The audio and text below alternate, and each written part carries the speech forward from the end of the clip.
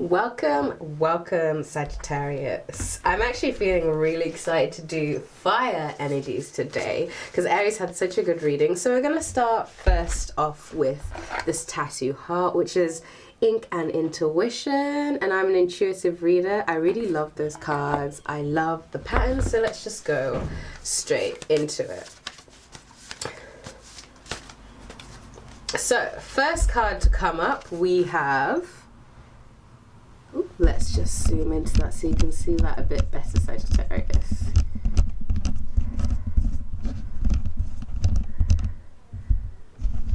Not clear yet. Here we go. We have Four of Swords. Ooh.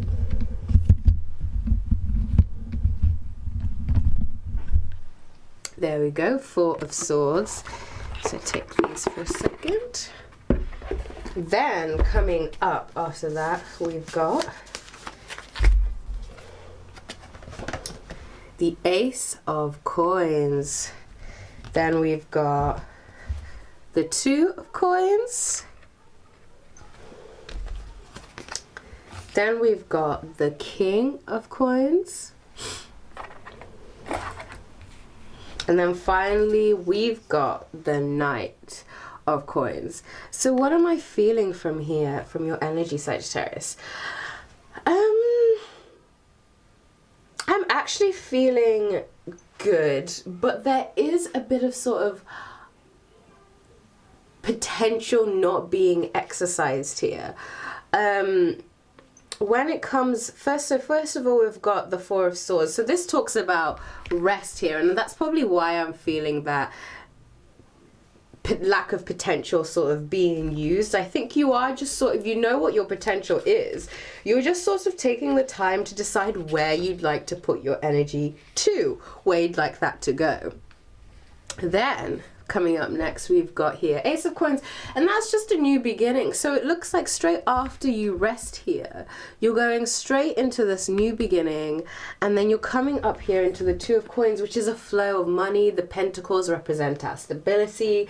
So it might not be necessarily money, but like a new energy that's supportive. I'm really feeling that.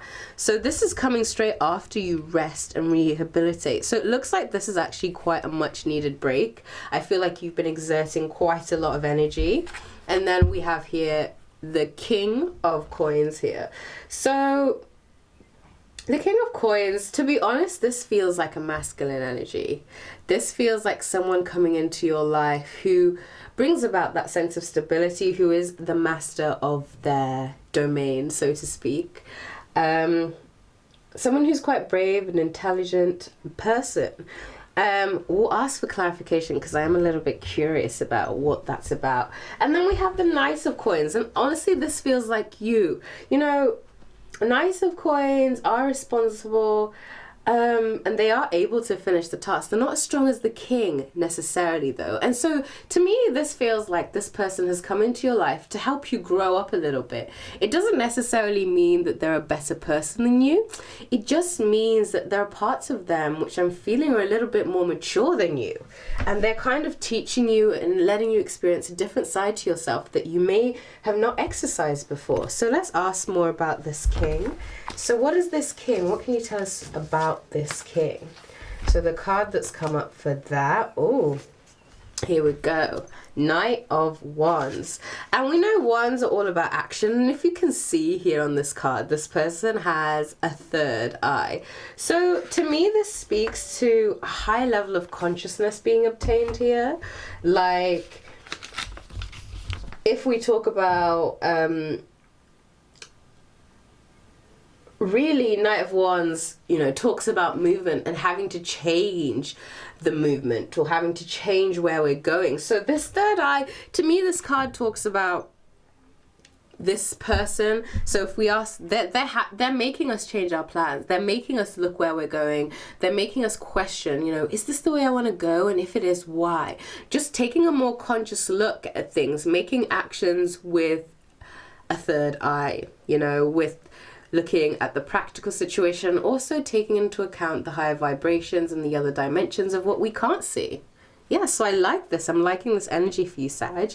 So that's, you know, it's looking quite good. So it's looking like after that initial rest, you're moving into a new beginning. It's going to be quite fulfilling.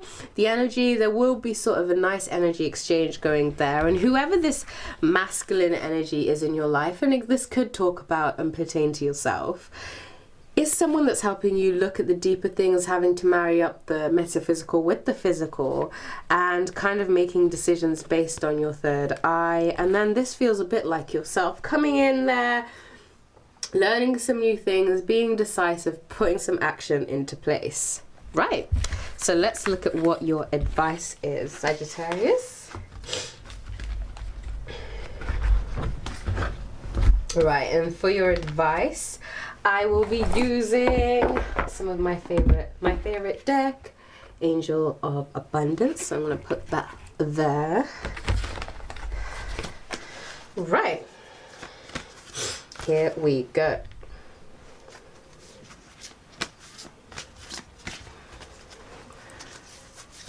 Right, so our first advice is bountiful nature. So spending time in nature helps shift you into a higher vibration.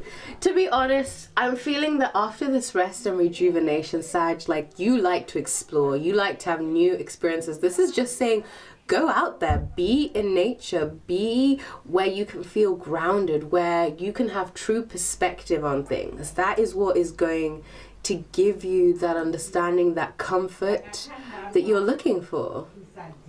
Yeah? Here we go. And the other advice.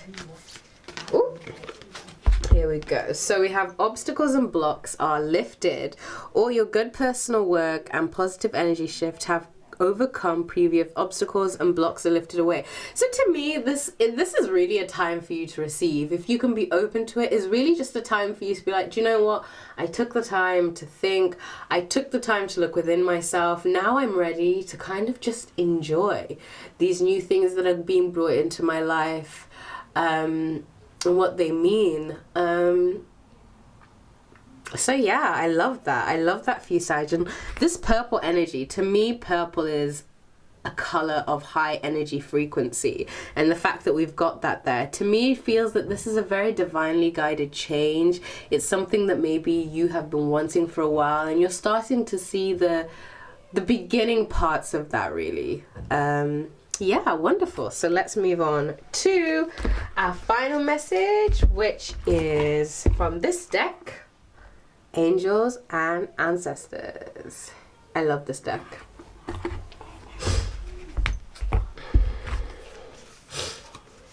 Right, so what are Angels and Ancestors saying for Sagittarius?